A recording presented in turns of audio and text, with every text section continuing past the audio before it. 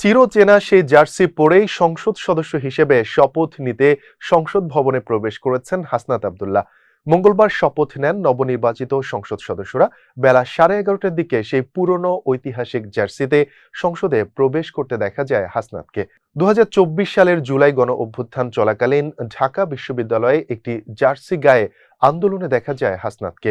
দীর্ঘদিন ধরেই একই জার্সিতে আন্দোলন চালিয়ে যান তিনি। এমনকি আওয়ামী লীগ সরকার পতনের পর অন্তর্বর্তী সরকারের শপথ অনুষ্ঠানেও একই পোশাক পরেছিলেন তিনি। এরপর জাতীয় নাগরিক পার্টি এনসিপি আত্মপ্রকাশ অনুষ্ঠানে সেই চিরচেনা টি শার্ট পরেই মঞ্চে ওঠেন হাসনাত আব্দুল্লাহ। এরপর বহু ইতিহাসের সাক্ষী হয়েছেন এই আইকনিক জার্সি গায়ে। হাসনাত আব্দুল্লাহর দল এনসিপির আত্মপ্রকাশের অনুষ্ঠানেও ওই জার্সি গায়ে উপস্থিত হন দলটির অন্যতম এই শীর্ষ নেতা। RICL TMX, যুগের পর যুগ স্থাপনা থাকে মজবুত।